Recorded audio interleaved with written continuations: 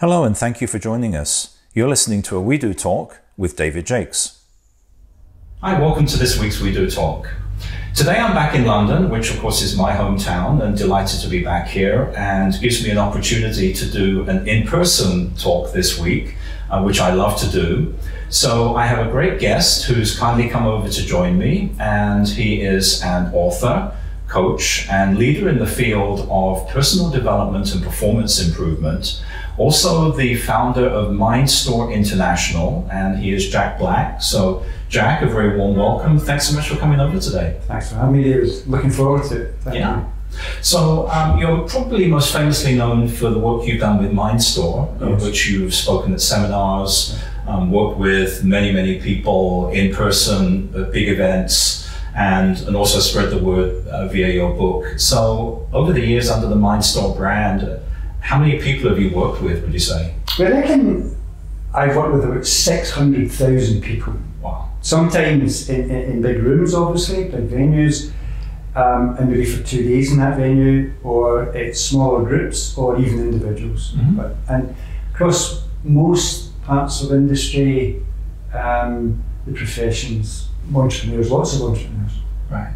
So you pretty much have worked with people all through the spectrum of small companies, large companies, individuals. The whole shooting match. Most sectors, banking, all the big banks here in the UK particularly, worked with pharmaceutical giants, engineering companies, you name it. Right. And so since I've started doing these talks, which is close to 2 years now, and I've spoken to many people in the coaching world, and you're probably the most prolific because most people are smaller than you are and haven't had such an outreach. But the world of performance coaching and mindset coaching, life coaching, all these different terminologies, is something relatively new. I mean, getting a coach for a skill is something that is very traditional, and many people do it if you need coaching in some aspect of your job, athletic coach or whatever.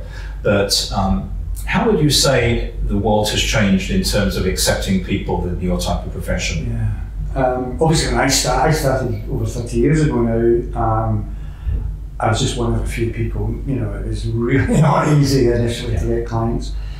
But I built up my reputation. I never stopped. I'd drive 400 miles to get for an appointment, knock a door, see if I could get in. Sometimes you win, sometimes you don't. Now, of course, it's a lot easier. It's almost seemed like a profession in many ways. There are hundreds and hundreds of people obviously available, even in London, just online. It's a very changed environment. Though interestingly, when about 15 years ago, I felt there was a trend towards individual coaching, and I created a small business at the time as part of my bigger business called MindStore Coaching. And I found that I recruited hundreds and hundreds of people who wanted to be coaches, put them through a unique process, or started to, and found out there wasn't hundreds and hundreds of thousands of people wanting to be clients. Lots of coaches, but not a lot of clients, which was very interesting. Lots of people wanting to do it, but they couldn't find clients. But I think that's changed slowly but surely as it's become more popular. People talk about having their coach. I was in California on holiday a couple of weeks ago, and I could overhear people talking to their coach and just in an outdoor cafe in Laguna Beach. And in another place, I also heard someone being coached, and I thought, wow, it's just, it's moved on. Yeah, big time. It's interesting. The other thing I tend to think sometimes is that coaching is a little bit of a different version of therapy almost. Some people just need to talk through their situation, and I'm always a great believer in if you're feeling uneasy about something doesn't feel right. Once you identify what that is, you can help solve it. Is that the sort of thing you work on? Is helping people understand their shortcomings? My approach is I make an assumption that people are people are people. Unless someone's got seriously something, let's say psychologically wrong, I would rather probably refer them to someone else. But if I don't take the average man or woman who gets involved in my kind of world, I take the lead and I I suggest to them that if I look at extraordinary men and women, that there are critical characteristics that stand out. Why don't we sort of look at you in relation to them and see if we can develop you towards that, and so therefore leaving behind, if you like, the luggage or the baggage that's held you back. And I find that with giving people tools and techniques that they can take ownership of their life and their decision making, that quite frankly massive change happens. Yeah. Rather than going into a model saying, well, there's something wrong, let's find out what's wrong and see if we can fix it. My approach is, let's find out what you're good at and see if we can improve it. All that other stuff fades away unless there's something fundamentally wrong. Sometimes we can get over it with our approach, but if someone's really deeply disturbed, I'm going to refer them to someone else. Yeah, yeah. And that's probably an important matter of if it is something which is a deep-rooted psychological issue that somebody's just not functioning on a day-to-day basis. I don't have them as clients. Yeah, you're not a psychologist. It's like I always say, I do a lot of work in the world of mental health advocacy. And yes, I'm not a doctor, I'm not a therapist, but what I can do is to tell a story and encourage other people to tell their stories. And in so doing, remove the stigma attached to a lot of different things. But over the years, I've had thousands and thousands of people who would be challenged, coming to programs or whatever, and they would pick themselves up with these tools and techniques and move forward. There's no doubt about it. But I don't go looking for that type of client. Right. Yeah. So you say it's been a while since you started doing this. How did MindStore actually start? Is that the brand that you started? Yes. What happened was I used to be a social worker in the East End of Glasgow. I was 10 years doing that. And over the course of a fortnight, 3 people dropped in dead on me. My then wife's mother, one of Her Majesty's here Inspectors of Education, who was monitoring and coaching me through an experimental project in a really tough part of Glasgow, and the Assistant Director of Education for the biggest authority in the whole of Europe at the time, who was ultimately my boss. And the thing about the story is that I was in each of their companies the week before. And you would never have thought, even when I asked other people, you would never have thought they were going to die the next day if you were in their company. Yeah. All 3 of them died of stress. We didn't know, people didn't talk about stress back then, but it was a heart attack, massive, a stroke, and a tumour in the brain, didn't know he had, did something and took him out. Neither of them got to their 40th birthday. I came from Glasgow, no longer live there, I live now in the south of England, but Glasgow and the environment there is probably, back then particularly, the top of the world's league for dying prematurely. Heart disease, cancer, strokes, everybody knows someone.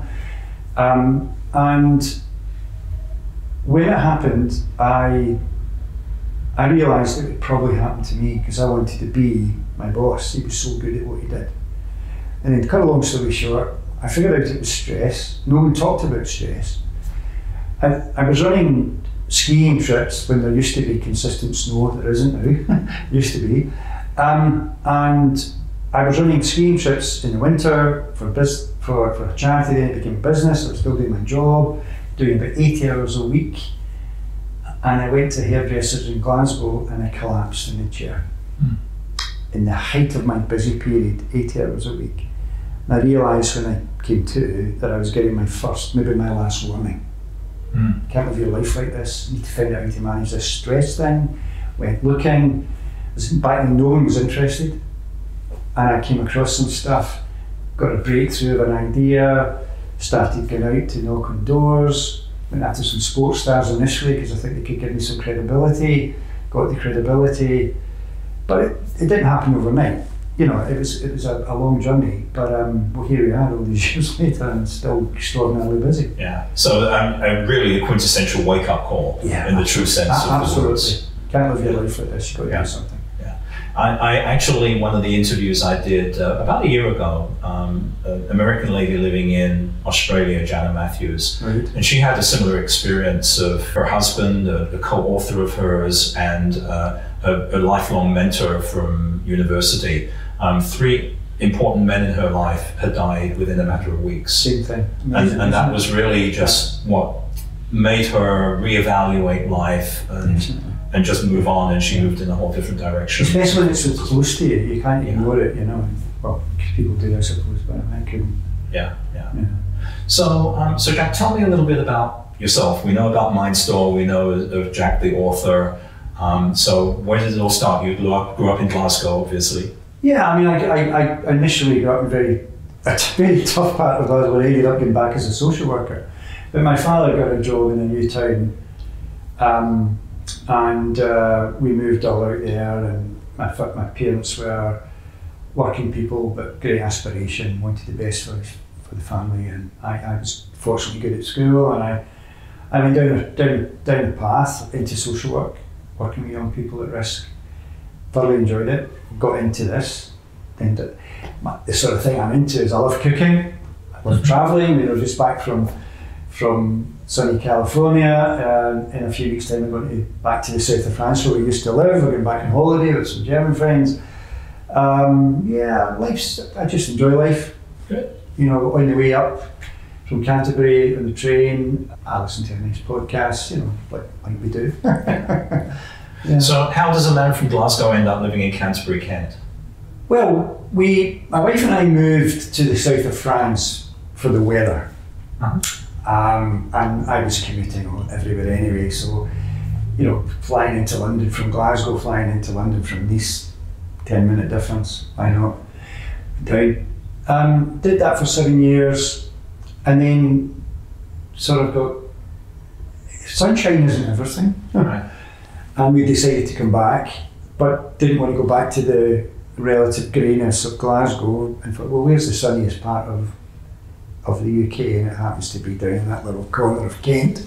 So that's why we moved there. Good. Just for the weather, basically. Yeah. So that's where you see yourself staying for? Well, fun enough. We're going off we go to France in a few weeks' time. We're thinking maybe we should just go back and buy another house and just settle there. We're kind of in a mixed position at the moment. I suppose if we could get to sunny California, we would go and live there. But they'll not let us in, I don't suppose. It's not all it's cracked up to be. I know that. Yeah. It's actually, we're probably heading for a drought this year, unfortunately, yes, so it's even on the other extreme. Yeah. But I would imagine that the type of work you do these days, you could pretty much do that from any point of the world. Yes. I've had the encounter, like most people, with doing my programs on Zoom or Teams. But just as recent as 2 weeks ago, I was doing the first live program I've done for a while, where I've actually got, you know, corporate people in a room for 2 days, and it was just fantastic. And we've committed to making sure they're live going forward. And I've got I would need a contract the next 2 years to work with this company on and off. And doing it live, like what we're doing here, it's so much better than the screen. Yeah. So I think maybe that surge towards Teams and Zoom and all these things, I think that'll probably fade away again. I think the world is zoomed out. Yes. I think Zoom is zoomed out as well. Yeah. People have, it worked for a while. It It's definitely a great tool, and it happened very quickly and somewhat unexpectedly. And in fact, that was what my next question was going to be, was, you know, for somebody who's probably worked a lot in terms of standing up in front of audiences and talking to massive people, was there a sudden change when the pandemic hit and you had to recalibrate and reevaluate everything? Yeah, it was, I could kind of see it coming even before COVID showed up, that audiences were we were finding it was getting more and more challenging to get audiences in rooms. And I think part of the reason for it was to do with this type of stuff has become commoditized. Yeah. Or it's available free on YouTube. So you really have to stand out as a provider of this type of stuff with great credibility or something exceptionally different to start getting bums in seats. And all the big bums in seats organisers, excuse my language, but all the people who get people in seats, they're all in their own way struggling with it. Yeah. And that was happening before. I could see the trend before COVID, but COVID put the nail on it. But again, as I said, I think it's going to recover again because people want to be in rooms with people experiencing a live event, rather than a little screen. Yeah, it's probably going to come again. Yeah. So when we look at the world of work today, and you work with corporations and individuals quite extensively, and we hear about the Great Resignation, which has become a buzzword or a buzz phrase of 2022. Yeah. One of the things that I think is that looking at the cause and effect, yes, the effect is that the people are resigning, but to me, it's the great burnout. That's the way I'm looking at it.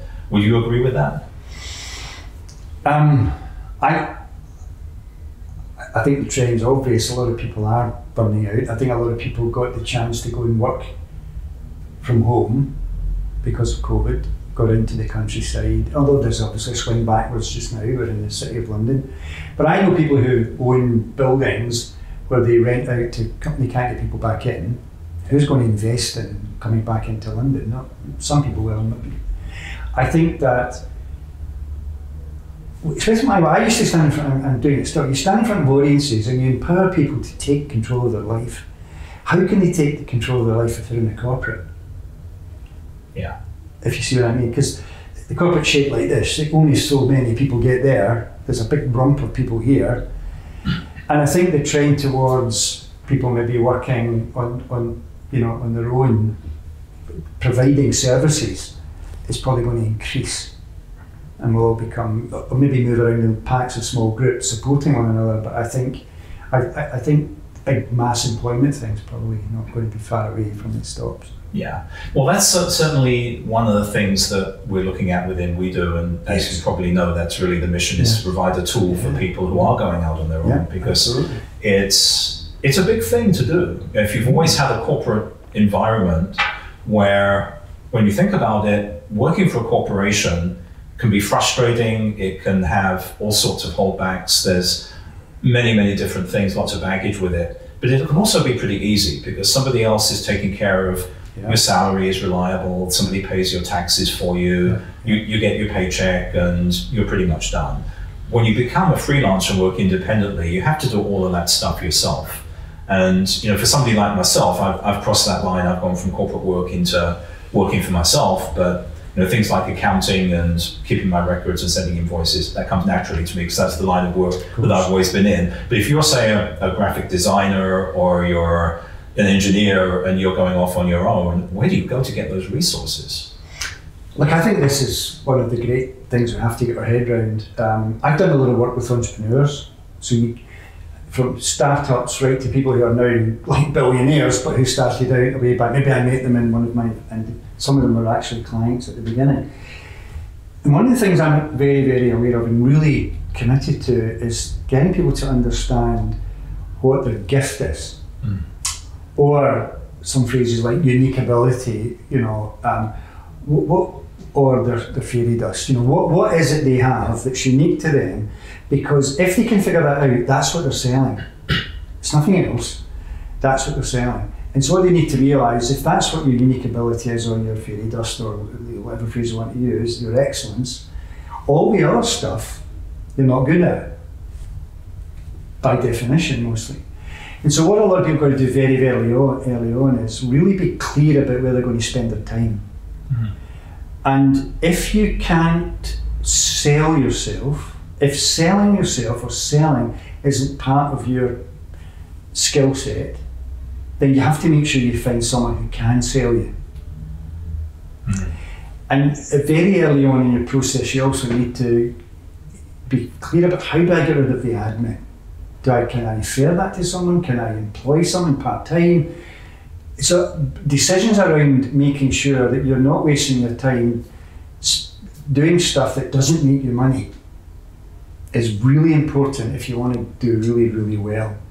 And a lot of my coaching with entrepreneurial people starting out is around those things and seeing them as an investment, not a cost.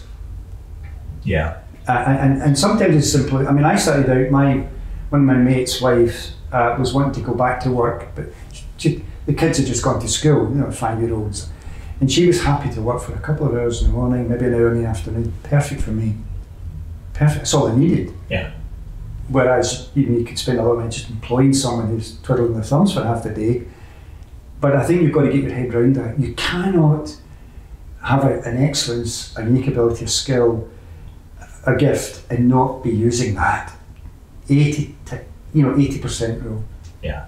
That's where you're going to make your money. Yeah. I remember back when I was looking at a job change for myself, it was when I was leaving the banking industry, and I found the job at PayPal. And a very good mentor of mine was actually the former head of HR for the bank that I was working at, and we became good friends.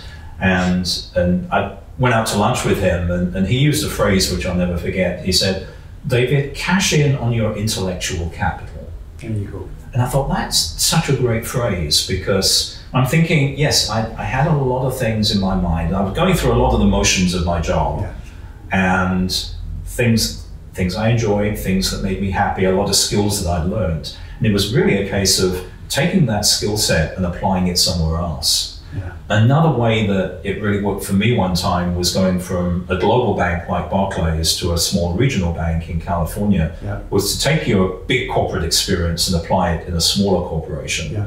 And then you can really rise to the top, because you're bringing in that intellectual skill set. Yeah. And then transitioning that into your own skills for yourself and doing it for something to benefit you.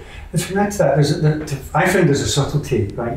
If you can get someone to really consider what we'll use the word gift, right? What their unique thing is, and then what their excellence is. There's usually two. They're not the same. And I think for most successful entrepreneurs, their excellence is selling. And the unique thing, or the gift, is something that they do. They do it their way. No one does it their way. I mean, there's hundreds and hundreds, even in London, there'll be hundreds of people who do my kind of thing, but I only do it my way. No one does it my way. I've even got my own unique toolkit. Yeah. My process is totally unique to me. Anyone who's doing something similar is just using my stuff. It's all mine. And so, but I can sell myself, and then I can deliver this unique program. I think if you can really get clear about that, if you're going freelance, then you'll really thrive. But make sure you delegate everything else or offload it.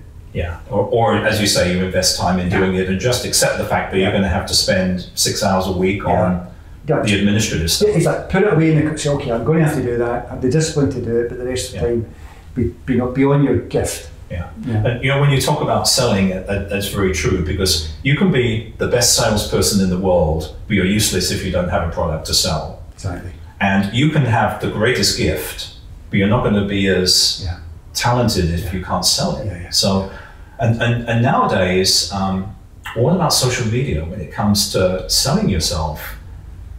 It's a great platform to be able to use, and a great tool if you know how to use it. I think obviously, I mean, I'm fortunate. I use it. I've been doing it. I've been doing my own podcasts and stuff like that. But I think, obviously, in the modern world, you've got to be really, really good at that stuff. You've got to be studying that. You've got to understand the trends. You've got to be ahead of the trends, because you're competing literally with thousands and thousands of people globally providing similar services. But again, that's maybe where you can have an edge. I mean, to get back to the point I was making, I've come across fantastic presenters, fantastic, but couldn't sell. Right. Just couldn't get a gig. Yeah. You'd send them to a company because there was a query came in, and they couldn't do it. Yet I knew if I got them on the stage, they would just blow them away, but they couldn't do the other bit. Yeah. And you've got to be able to do both, I think. Yeah. I remember back again in my banking days, I remember interviewing somebody whose resume was so strong and so stellar, and I thought to myself, this is the perfect candidate for this job. Yeah. I interviewed the lady, her communication skills were terrible. Yeah. She answered one-word syllables, one-syllable words, no questions for me, no interaction whatsoever. Yeah. I couldn't hire her because part of the job was being a team player, being a communicator. Somebody like that is probably better off working for a larger organization in more of a pigeonholed world. A structured place, which is absolutely right. I mean, there's a place for everyone. Yeah. Everyone has their place, and the place is somewhere. I think the other thing for people starting out, or people making the move from employment into being their own person, is to be able to take setbacks, never to give up. Yeah. It's almost like you're going to get the first 20 calls you make are just going to say no, but the 21st will say yes. Yeah. But you've got to make that 21st call. Yeah. And it's understanding that that's what you're in. And the ones who make it are the ones who don't fall back. They just keep going, because they believe in themselves. Yeah. They learn from everyone. They go, what did I learn today? You know, and all that stuff we know, but you've got to do it. Yeah. And be prepared to go out and take a few knocks. But you'll get there. The knocks make you a better person. Yeah. You've got to believe in yourself, and you've got to surround yourself with people that believe in you. Well, that's interesting too. I think you've got to be very careful if you're going to talk about, if you're going to make the move, only share that with people you know will support you. Don't share it generally. Mm. The vast majority of people, sadly, don't want others to succeed, by and large. So they will pour water on your fire. Very careful about that. Think about who's going to really support me, share it with them. Yeah. Seek their guidance, seek their support. Don't share it with others. Yeah. It's important to have a sense of community. Absolutely. Because again, when you're in a corporation, you're working in a department, if you have good culture, you have good teams and people that work together, you feel part of something. Yes. But when you go out on your own, there's that feeling of isolation and loneliness. Where do you go to get that support? Yeah. And again, one of the things that we're looking at WeDo is providing that sense of community, connecting people. Yeah. Because, you know, I could be graphic design, for example, which is not me, I'm a finance guy, but you could be a great graphic designer in Kent in Southeast England. Yeah. I could be a great graphic designer in California. We're not competing for the same clients because we're doing something different, but we could learn from each other. I think this is massive, David. I think, unfortunately, because of social media, just the freedom that we've got with technology, building those relationships, and also watching how you use your time in terms of what your inputs are. Mm-hmm. So what are you listening to? What are you watching? You should all be watching WeDo. You should all be making sure you're in parts. You listen to the right kind of podcasts. You know, you're putting the time in with the right stuff that you resonate towards. Don't waste your time with other things. You know. Yeah. But it's important. Build those networks. Yeah. And also coming back to social media, one of the things that I think is very important is using it to find the right audience, using it to reach the right people. Yeah. Because on the, it's a whole spectrum. Some people are very intense users, some people are very light users, some people are just like read-only type of users. Up until about probably a year and a half ago, I hardly used Twitter and Instagram at all. I'm a big LinkedIn person. Good for you. I've been on Facebook since pretty much the very beginning. And I use them for different reasons, but when I learnt the benefits of using Twitter, and of course it gets a lot of bad press, but if you use it for the good way that it is available, and there's so many tools in there that I didn't even know existed until I worked with somebody that taught me and showed me all of the different things you can do, how you can find people, how you can bookmark people, list them, follow people that you might be able to help, they might be able to follow you. If you can reach the right audience, the world's your limit. I think Twitter and some of the other resources like you've suggested, if you're in a given field and you can see the people who are leading in that field, and you check through their Twitter feed, you go all the way, go back 2 years, go back a year, go back maybe 3 years, find something that you're reading from them that's inspiring, sleep on it for about 48 hours, and rewrite it in your own, the way that what it's stimulating for you to say now, and then you're going to probably come out with some really cool things that you can start to populate your Twitter with. You're not using their material, you're just allowing it to inspire you. Yeah. And that's the wonderful thing about that. You can get you can stimulate yourself to be really creative if you use it wisely. Yeah. And the other thing not to be afraid of is to reach out to people personally and directly. Yeah. I've actually had a number of podcast guests on this channel that are people that I discovered on LinkedIn. And usually somebody, it's a mutual connection, will share something that they've posted. I take a look at it, looks like an interesting person, connect with them, send them a personal message, introduce yourself. Big part of my work is once you get committed to a vision that you're going to go on and you're going to really push yourself, be wide open to so-called coincidence that shows up And so someone comes into your mind, or someone suggests it, follow these things. They usually open doors. The other thing I found working with some of the great and the good entrepreneurs over the years and big leaders is most people are frightened to ask them for help because they think they're too busy. Yeah. And yet they would love to help people if they only asked it. You'd be amazed how often that's the case. Yeah. You should reach out and just say, any chance I could get 5 minutes. They'll give you the 5 minutes. Not always, but you'd be amazed. And I've been on both sides of that. Yeah. Where I've reached out to people thinking, this person's never going to talk to a little person like me. Yeah. Sometimes they don't, but sometimes they do. Exactly, absolutely. If you don't send that message, if you don't do that outreach, you never know. Exactly. And similarly, I've been on the inbound side of people contacting me and asking for help for something. And I'll do that willingly. I mean, as long as it doesn't take masses of my time. And just giving somebody 15 minutes of your time to help them a lot, I find very fulfilling. Yeah, absolutely.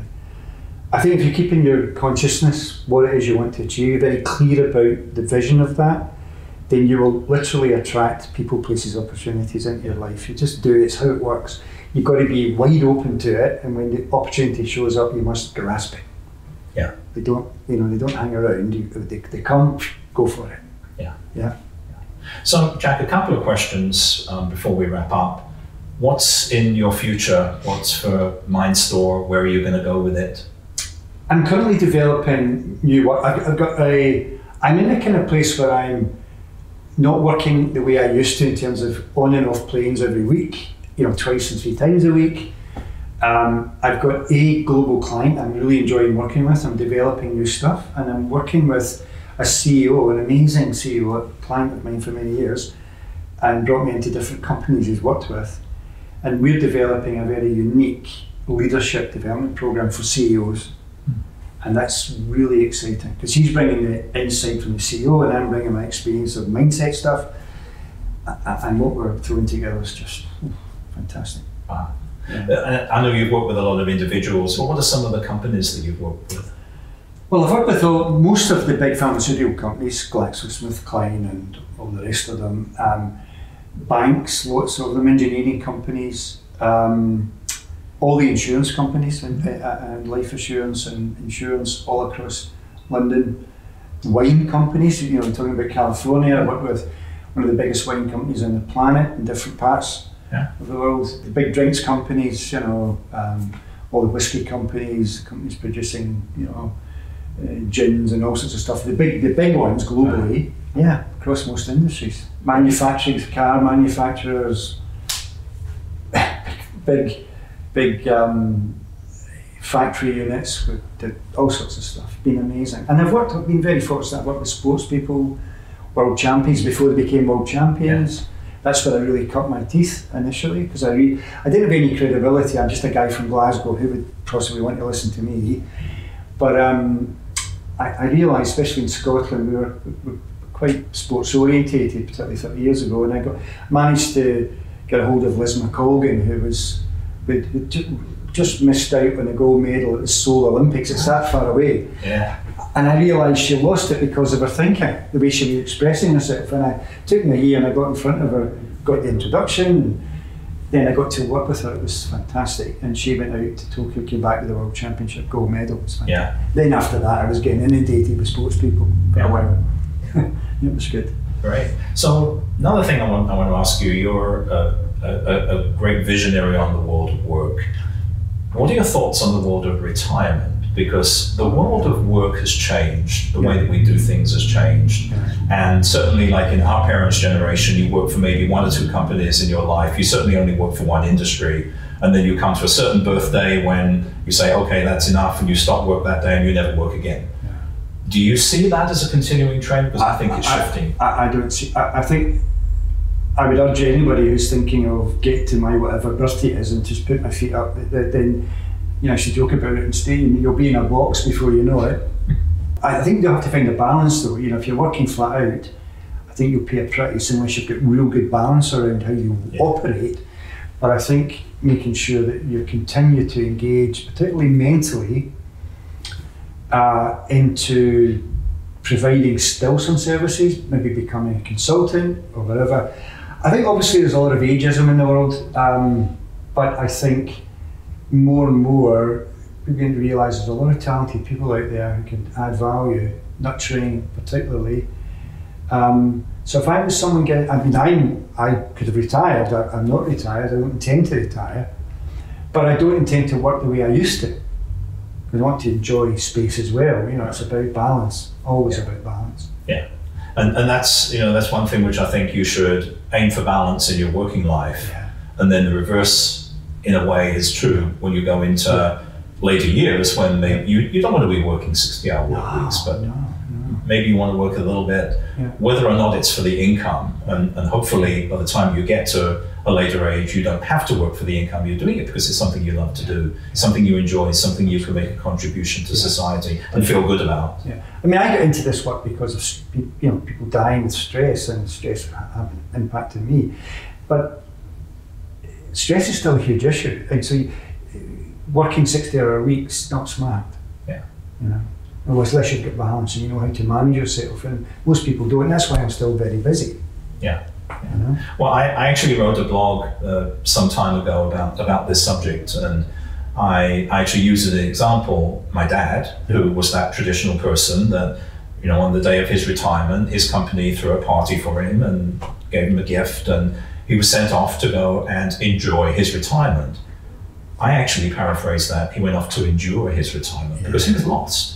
He was a broken, lost person. He lost the income, which he still needed, but my parents were able to cope with that. But he just couldn't adapt. It took him literally years to adapt, and he didn't live that long. He lived about 5 years after he retired. Which is crazy, isn't it? Yeah. But I think it's the infrastructure of social relationships, the structure of the people you're working with and why you're working with them, the role you're playing. If you lose all of that, you really got to think it through well in advance of making the move. But maybe all of us down the line are going to find ourselves, and the young people particularly are going to find themselves not employed anyway, the way that we've traditionally done. So they're always going to be moving about and a bit here and a bit there and so on. And that's going to be, again, get back to my other points, that's where you really got to know what your gift is. Yeah. And that probably comes back to the last question I wanted to ask you is, anybody out there who's feeling unfulfilled, unhappy, disassociated with the world of work, just not feeling good about it, what's the best piece of advice you could give them? I think, if they can, is to go out in the fresh air and walk. And allow yourself to walk either into countryside, or if you're a beautiful city like London, choose the places to walk through it. And just begin to ask yourself, when you look over your period of life so far, what do you think you're really good at? I'm going back to this. What did you find easy to do? It was almost effortless, timeless, you enjoyed it. And then, how can I use that going forward? Where could that apply? And move into that space. Yeah. Move into that space. And there's so many ways you can move in. You can blog, you can write, you can do something on Facebook or whatever. Seek employment, of course, or start your own consultancy or business. Yeah. Offer your services. Yeah. I mean, one of the things I've found over the years consistently is finding good people isn't easy. And if you do get someone who's really good, you've got to make sure you keep them. And so that means that if people can find what their unique thing is, they're immediately highly employable. Yeah. But most people aren't in that space. Yeah. They're doing something else. That's right. And then the other thing that people are doing now, of course, is the concept of the side gig. Maybe you are employed, but you could still spend a dozen hours a week doing something you like. Maybe that will lead to something worthwhile. Absolutely, definitely. Yeah. Well, Jack, thank you so much for sharing all your thoughts here with us today. Thanks, David. It's been a pleasure. I wish you future success with MindStore and wherever you may live in the future and what you might do in the future. I'm sure it'll be successful.